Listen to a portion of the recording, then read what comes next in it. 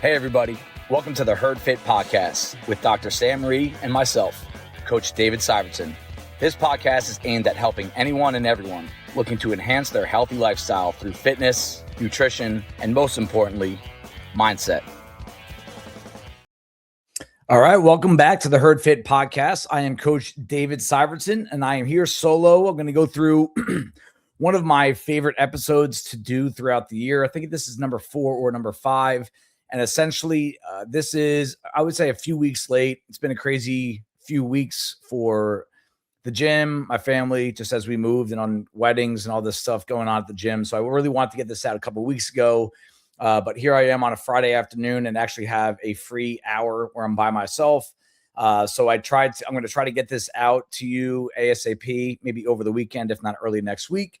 And this episode really dives into how do I go about getting better at CrossFit? How do I get, and that can go in a lot of different directions because there's a lot of different goals and kinds of people that associated with this workout program. You can actually take some of these lessons and apply it to whatever workout program you're in. It can go far beyond CrossFit. If you really want to dive deep, I think you could take some of these principles away from, I'm sorry about that.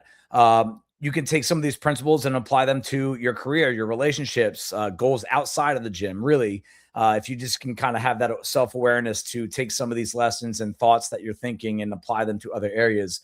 I want to try to make this concise because I can talk about this for hours, and I know that just would not be a good idea for a lot of reasons. So I'm going to try to create 3 different tiers of CrossFitters, workout people, whatever you want to call yourself. And I want you to try your best to pick one of them that you relate to the most. It's very possible, borderline even likely, that you will probably float in between a couple of these different kinds of people that I'm talking about.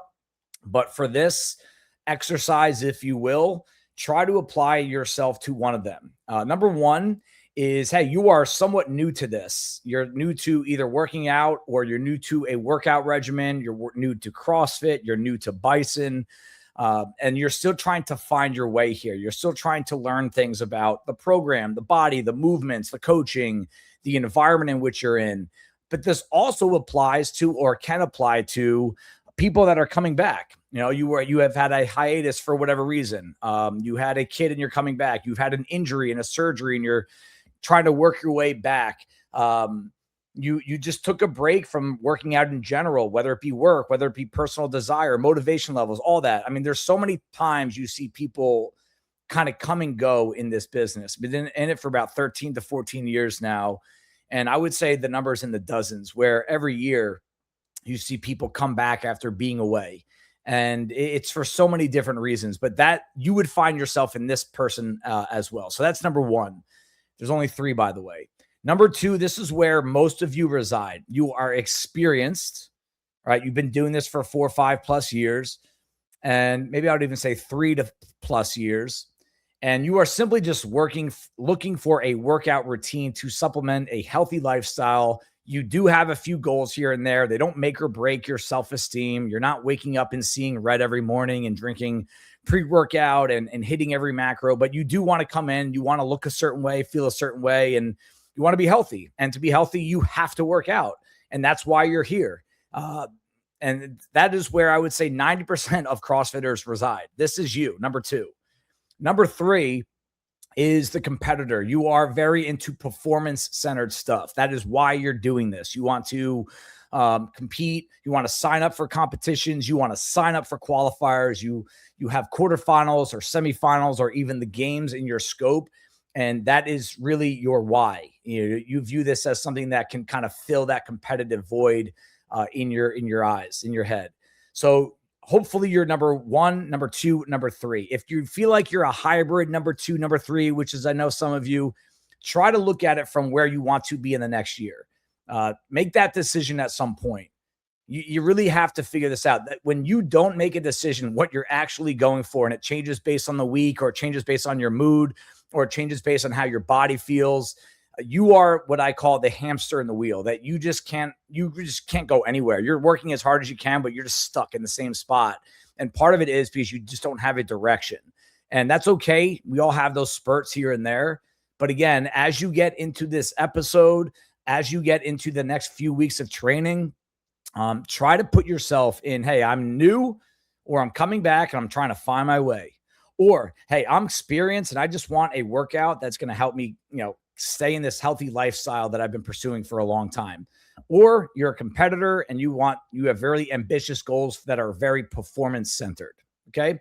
Now, I have 3 ways that I think I can help you, not necessarily me help you, but maybe help you have a perspective or create a few thoughts in your head on how to get better. At some point, I think if you strip every layer down, you want to get better at some point. It doesn't necessarily mean you want your cleans and your snatch and your box jumps and your muscle ups to get better, but you do want improvement somewhere. It could be what your body looks like, what it feels like, what it's capable of doing. You do have a desire from some sort of improvement. And I have 3 things that I can share with you that they do touch on all 3 people that I just laid out prior to. Okay. And it's because I've done this episode, I'm usually with someone. I think I did this with Sam most of the time, that I'm trying not to repeat myself. You might hear a couple things that I've touched on in the past, but I did try to make this pretty original here in terms of what I've talked about in the past. Again, this is with the goal of getting you better. Number 1, okay, video yourself. And that is an eye roll for many of you. I get it. You don't want to see yourself on video doing really hard things in a gym. There's also the angle that you don't like it when people video themselves at the gym for whatever reason. You think they're arrogant, their camera's in the way, their tripod's in the way. It's kind of a weird look sometimes, and you don't want to be a part of that. I get it. And I'm not telling you that you need to do it every single time you work out. But if I had to give you a number, I would say once every 2 or 3 weeks, video an entire workout or an entire lifting session. And there's a few reasons why. Some of them are obvious, some of them are not. And I'm going to talk about a couple of the not so obvious. All right. One of them is standards. All right. I would actually categorize this as somewhat obvious. Do you squat? Do you lock out? Do you extend at the top of a box jump? And this is not coming from a coach perspective, I promise. All right. This is not like, oh my gosh, these guys never do push-ups correctly. Like they never lock out the elbows, they don't go all the way down, blah, blah, blah. That's not what this is about. This is for you only. Okay. Don't post this anywhere. It's for you to watch and then quickly delete the thing after you watch it. It doesn't have to, nobody has to see it. But I want you to see how well you move, because I've coached a lot of athletes in the past. And because I'm in this space for a long time, and because we have as many conversations as we do classes about workouts, you hear this all the time, that so-and-so doesn't do this and so-and-so does that. You never hear, almost never hear, I don't squat all the way down. I don't come to extension at the top of my touch and go clean. You never hear the word I in these conversations. It's always they and you and them. And I would challenge you that if you could watch an entire 5 to 10 workouts of yourself and not see any single no rep, no questionable no reps, you're awesome. You're in a great spot. You're also probably in a percentile that's about 1 to 2, meaning almost every CrossFitter has bad movement every now and then. I have bad movement every now and then. There's things I've caught myself on camera and I've sent it to coaches saying like, hey, when I go touch and go deadlifts and I'm trying to go fast, is my elbow bending before I hit the ground in anticipation of that bar bouncing off the ground? And technically, you're really not supposed to do that. And it's a tough thing for me to do because I'm anticipating the ground. But you're not supposed to, quote, bounce a barbell off the ground on touch and go things. So I wonder if some of you guys that are trying to go so fast, whether you're person number 1, person number 2, person number 3, doesn't matter. Okay. Are you fully aware of how well you move? And I love you guys. Most of you are not. Most of you are not aware of how well or how poorly you move. You're very aware of how other people move, but I never hear you talk about how poorly you move or where you can improve. So if you video yourself, again, you ain't trying to impress anyone. None of that shows up on a whiteboard, which is a big motivator for a lot of you. And if you're capable, I hope you are, of being really honest with yourself as you watch every single one of your reps. And I want you to pretend that was someone that you compete against, borderline, maybe even someone you don't like. All right. If they were moving like that, what would your thought be? So that's a challenge for you. Another one, be blunt about this. How accurate are your scores? We have at CrossFit Bison, I think CrossFit in general is very performance centered. We talk about times and weights and scores and reps a lot. At Bison, we put all of your scores on a whiteboard.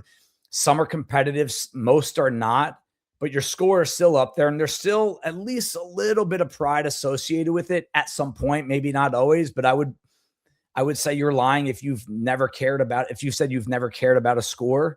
And I do think that if you're not accurate with reps and weights, it's really tough for you to get a good gauge of where you currently stand with your fitness level.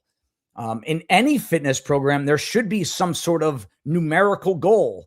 In High Rocks, you're trying to do this in this amount of time. In bodybuilding, you need to track your weights to increase loads to make your muscles bigger. There's so many different metrics that you're going to have to keep track of if you are actually looking for any sort of improvement. And you can't really pursue that if you're not accurate with your score. So if you video yourself on a workout that requires a lot of counting, and all of a sudden you notice it's like, whoa, I was short on that set. I didn't do all the burpees. Hopefully it was not a choice. You just literally lost count. I didn't do all the wall balls. Two things about that: get better at counting. That's number one. And number two, the coaches know. Just so like that stuff, we see that stuff from a mile away. One thing at Bison that we take a lot of pride in. We're not necessarily going to call everyone out that makes these mistakes. There's a whole art to it that most of you won't understand. That's okay. But it's not a secret. If you are a gym cheater, not everyone, a lot of people know. And it's a really bad look for you. And I will even say those people are really tough to root for. They're really tough to support, and they're really tough to help. We still do it, but it's tough. That's a tough component to being a coach. And we do try to throw little nuggets out there about getting better at this, because we do want to believe deep down that nobody's actually trying to cheat in a workout. But human nature is that's what happens when stuff gets competitive. People try to find a way to create a perception about themselves, and they will cheat as long as other people believe it. So if you are unsure if you do a good job of this, the next high volume workout that we do, video it and then count your reps after. Okay. The reason behind all of this, person one, person two, person three, you need objective internal analysis. You need not feelings and pats on the back. You get plenty of that. Trust me. Okay. Especially in today's world. You need to be, hey, yes or no, did I squat? Yes or no, did I count correctly?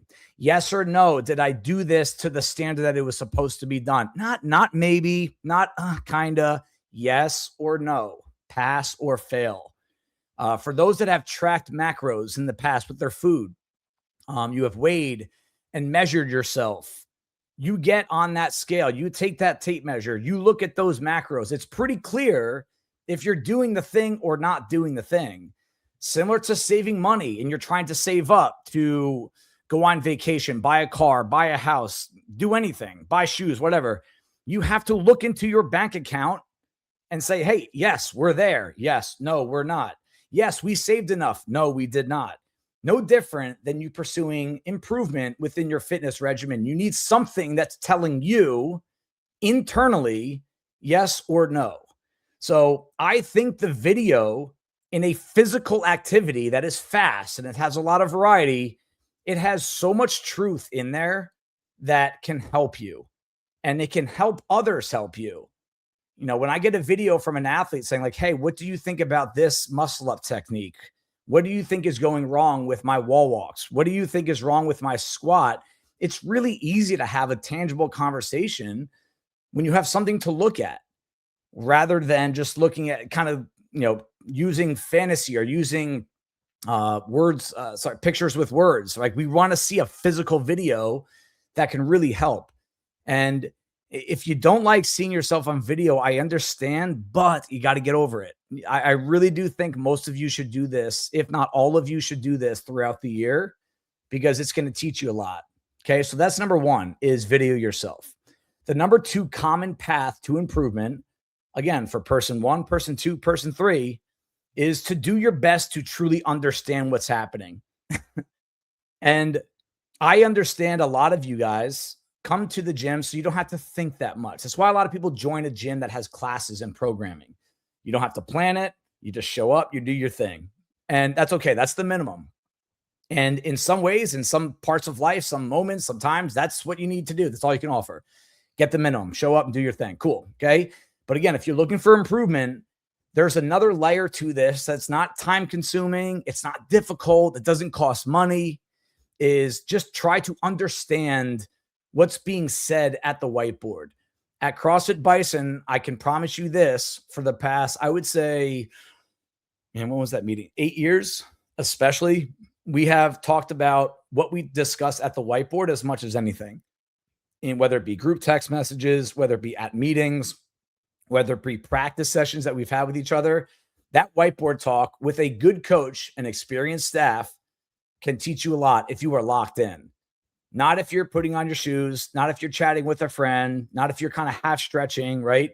Really listen to the coach and see, all right, what about this conversation can apply to me? Not all of it will apply to you. We know there's a lot more people in that class than you. But I bet if you lock in for those 1 to 2 to 3 to 4 minutes, sorry guys, all right, sometimes go a little long on those, you will get a lot of help for yourself from that conversation. If you really want to take the next step here, you could do some research and learning on your own. I mean, we live in an era now where you can learn so many things with good quality content, whether it's a podcast, whether it's a YouTube channel, whether it's just talking to other people, reading books, right? Research and learn about the squat, research and learn how to climb a rope. And no, we're not going to leave you out to go do that on your own. But if you come in with some of that, not knowledge, that your own research, and you apply it to a good coach that's there to help you out, I mean, the results are going to go through the roof. But if it's only that hour is the only time you ever pay attention to trying to get better at a handstand push-up or a snatch or an overhead squat, it'll work, but it's going to be slow. And you'll probably plateau at some point. The athletes that I've seen, I've been doing this a long time, guys. Now I coach thousands, maybe in the tens of thousands of athletes now, whether it be virtual, whether it be online, in person, at Bison, at Outlast, at CrossFit Hoboken.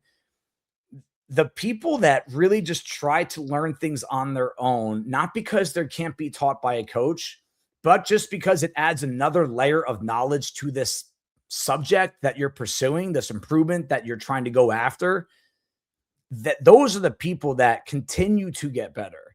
There's always something else you can read or watch or listen to that can help you out. And in an era where we waste a lot of time doing stupid stuff on our phone, take 5 to 10 minutes, a few days per week, and find something you want to learn to get better at and just see if you can apply something. There's people that come in all the time, the stuff practicing drills for muscle ups, for toes to bar that I know I haven't taught them. I don't think any of our coaches have taught them, but they're locked in. Every time they come into open gym, they're doing a new drill. And I asked, like, hey, where'd you learn it? Oh, online. Marcus Philly. Training Think Tank. Mayhem. Cool. That's what we want. We want you guys to really put your best foot forward and not to show that you're doing extra work, but that's going to get you to your ceiling. It's not just what happens from these coaches in these walls. So that's something that I think you really could do. Preparing and recovering. All right. So again, this number 2 is you're trying to understand what this is all about. How do you prepare for workouts? Now we can say, how do you warm up? That's coach led often. What do you do prior to the warm up? What do you do? Do you get in right at the start of class? Nothing wrong with that, but could you get in 5 minutes earlier and just start to warm up the legs a little bit? Could you get in, could you get in a little early to work on some hip mobility or some PT type exercises that can prevent you from getting hurt, right? Because you can't really get better if you're battling injuries every 2 weeks, right? Is there anything that you can do to prepare to get a little bit better on a faster track? It could be simply coming in with your shoes tied instead of just, it could come in with having your workout gear on. That could be part of it. Just because that when you're in the gym, you want to maximize that time. I know a lot of you guys are busy, maybe even you're stressed. Maybe your mind's not all there. You got a lot going on. Okay. But if you can show up to your class ready to rock, you are prepared the second that hour begins. That's for you, by the way, nobody else. Okay. Let's maximize that hour. Okay.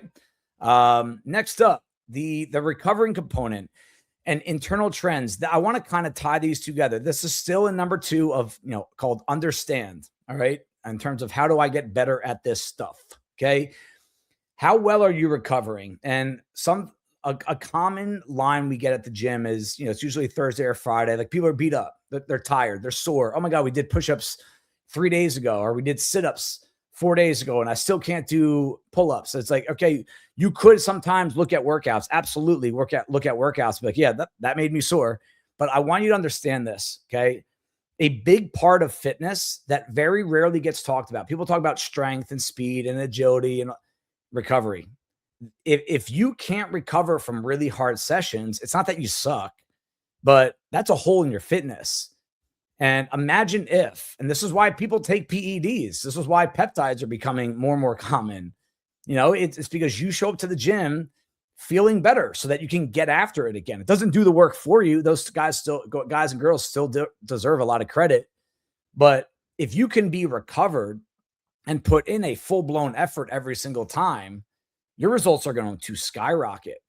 So how do you recover better? We could talk about this in a separate podcast, but internal trends is the first thing I would look at. Are you always sore Thursday? Are you always sore after squats? Are you sore after weekends? Are you sore? How well do you hydrate? How well do you sleep? These are things that if you write things down and look at them and try to objectively look at, all right, I am always sore after this kind of work. Is it really the workout? Because unless the entire gym is sore and they can't come in the next day, it's not the workout. It's not the session. It's not the movement patterns. It wasn't the bad warm-up by the coach. Most cases, people that can't recover, they either don't eat enough, they drink too much alcohol, or their sleep is garbage.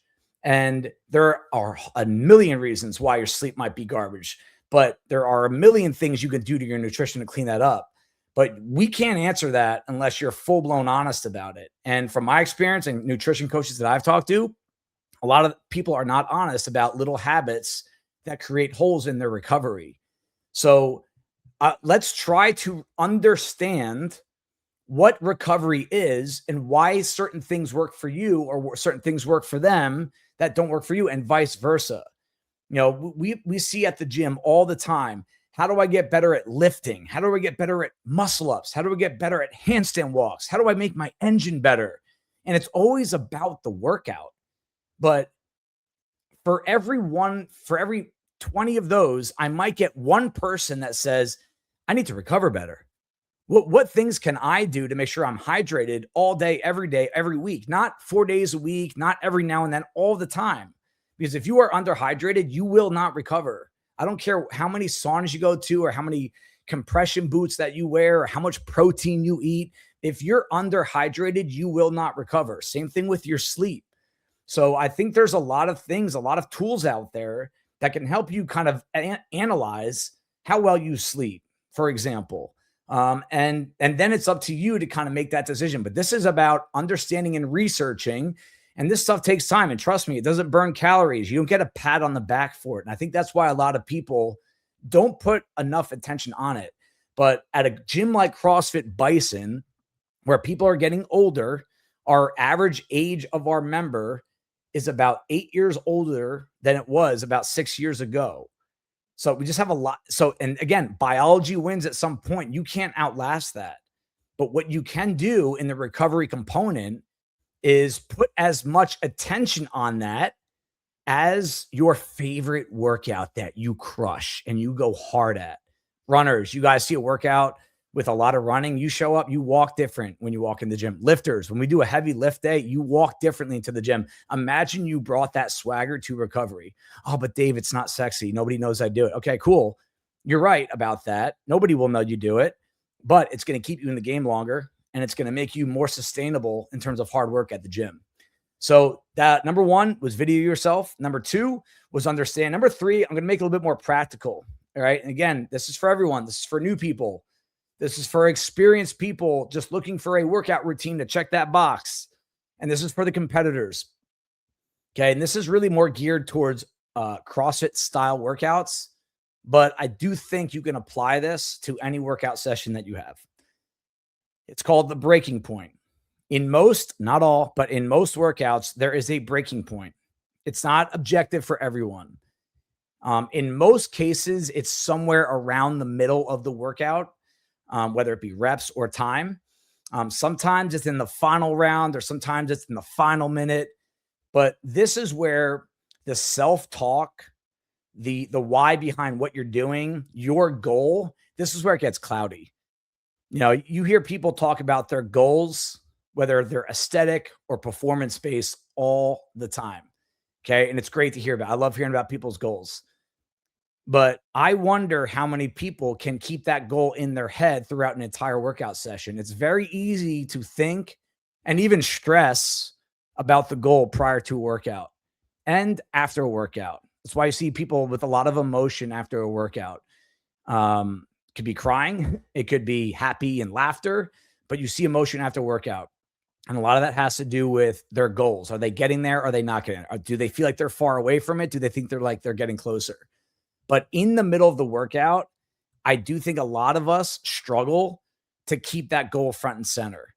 And I hope that the goals are bigger than I just want to crush today's workout, or I want to crush the 5 a.m. athletes for her score or his score. Your goal, your why, what you want to look like, what you want to weigh, where you want to rank, what you just want to feel like. Can you think about that during the breaking point of a workout? And I think that when you are in the middle of a workout, I want you to pursue real intensity, not fake intensity. What is the difference between real intensity and fake intensity? Here are a few examples of fake intensity. Constantly rolling on the ground after a workout just because. That's just what you do. Okay. I do it. Trust me. I'm not saying you're bad if you roll on the ground after a workout, but I wonder if that's just what you're used to doing, or you actually did go that hard. I do wonder. Okay. Dramatic facial expressions every single time you get tired. I'll tell you what, I think you become a better athlete tomorrow if you think about how calm to try and keep your face during a workout. Trust me, I know it sounds silly. There are actual physical and neurological reasons behind this that are very well researched, that if you can keep your face calm in a workout, it will physically help you what you're trying to do. Mentally, 100%, but even physically, you can help yourself by trying to stay calm in your face. Overdoing your rest posing. Some of you, this is putting chalk on your hands for the 11th time in a workout. Just kidding. But this to me it's fake intensity. It's I'm tired. I don't feel like doing it. And I'm just going to take a knee, or I'm going to go into a squat. I'm going to look into the ceiling. I'm going to shake out my arms. All right. And do a head circle at some point. I'm going to literally, I mean, kidding aside, I'm going to put chalk on my hands when I don't need it. That's fake intensity to me. That's like kind of trying to hide in the open, right? Screaming, yelling, cursing. Again, nothing wrong with it. But if you're trying to come across as intense, if you're trying to get others to think that you're intense, you have now taken away from the intensity that you are now pursuing. Why do I say that? Who cares what other people think in the middle of your workout? I always try to tell people, especially that are on the newer side, nobody is here for you other than the coach. Yes, we have friends and they're going to support you, all that stuff. But in the workout, you're on an island. Like, do your thing. Very few people actually realize what you're doing in a workout. Screaming, yelling, cursing just because you want the perception. And I've seen this so many times over the years. It's more often with guys than girls, that you think you're working hard because you screamed. You think you're working hard because you yelled or cursed out loud. And I hope you know that in a lot of cases, when you do that, you're physically making your job tougher, but also you're just wasting time. And when you waste time, when it comes to the CrossFit equation of intensity, you have now taken intensity out of your workout. If you're thinking about that, if you're thinking about other people, I hope other people think I'm working hard, you have now taken intensity out of your workout. So again, these breaking points that come, and some of them, sometimes it happens more than once. I just did a workout at Bison, the Friday workout. What's today's date? The June 5th. The 27, 21, 15, 9 Cal Row thruster, open workout from 2015, quarterfinal age group workout from 2023. And that workout to me had a couple of breaking points. And that's a really difficult workout. And it's not a pass or fail. Did you work hard? Did you push through pain? Did you push through discomfort? I know some of you guys get really sick of hearing that. It's amazing, though, how much that can do for your workout results and whatever goal you're pursuing is to really embrace all that suck. But there are breaking points in that workout where you can go back to like, hey, why am I here? What am I doing? What is my goal? Okay, pick that bar up. Hey, try to pull about 100 calories per hour faster.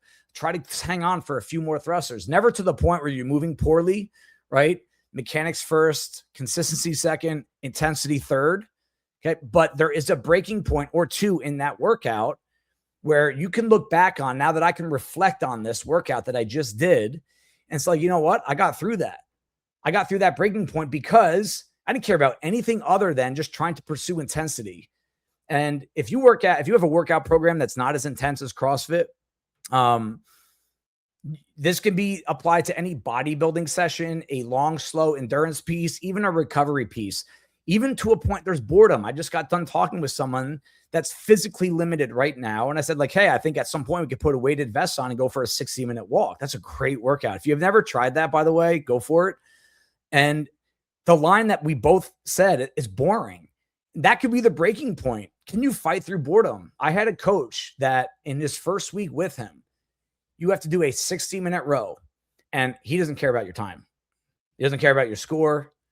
He just wants to know, can you do that? Can you sit on a rower? Because nobody has fun on a rower. Even if you like rowing, it's not fun to do for an hour. Can you get through the breaking point of that workout, which is not necessarily fatigue? It's just boring. I just don't want to do it. There's no point. I'm not burning calories. I don't look good, right? Can you get through that breaking point? And if you guys don't want to hear about intensity and pushing harder and pushing through the angst, it could be like, hey, can you push through the breaking point of a lifting session of, hey, everyone around me is putting weight on the barbell, but my hip hurts, my back hurts. Your breaking point should be make a good decision. Don't put extra weight on the bar. Go light tempo squatting or deadlifting or pressing. Ask a coach to change up the workout for you. Some of you, a breaking point could be like, hey, I'm banged up right now. I can't do these 3 workouts. All of my friends can, all their scores. I don't want to be the person that's changing or modifying the workout. I'm going to stay home. You failed the breaking point at that point of not showing up and just accepting that this is all about a bigger picture than today's workout. And that's the thing that has helped me a lot with via mindfulness training with Rafi, and something that we have coming up that we'll be putting an episode out soon about, is that this is such a bigger thing than your workout regimen. And if you truly are pursuing a goal, I would imagine that if you can pinpoint, acknowledge, and get through a breaking point of a workout, the results that you're going to get in the next 10 months prior to the open next year are more than you think you can get. Don't wait till August. Don't wait till October. Don't wait till January. Start on your next workout. Think of a breaking point or acknowledge it during the workout where you start having stupid negative thoughts, feeling bad for yourself, not realizing how lucky and how fortunate you are. Get through it. Be an adult about it. Look back on it, reflect, and be like, I got through that. If you pile those kinds of days over and over again, you're going to be so much better at whatever you're pursuing. And again, if you're new or coming back, if you're experienced looking for a workout regimen to supplement your healthy lifestyle, if you're a competitor, if you get through your breaking points and acknowledge them, man, I can't even tell you how much better you're going to be, how much closer you're going to be to your end goal. I just can't even do it with words. I promise you're going to be so much better than where you are right now if you can get through the breaking points of workouts. And guess what? I don't give an F about what your score is. I hope people realize that in time, your scores day to day, they don't matter. I know you like getting likes on the app. I know you like getting positive comments. I promise you, your scores day to day, they don't matter. Okay. It's what goes on in between your ears, how honest you are about yourself and your goals and how well you do things and your mental state. That's what gets you there. I hope everyone can realize that at some point. I hope some of you guys can apply everything, at least something from all three categories. And that goes for all three people that we talked about at the start of the episode. I'll see you guys at the gym soon. Thanks. Thank you, everybody, for taking the time out of your day to listen to the Herd Fit podcast. Be on the lookout for next week's episode.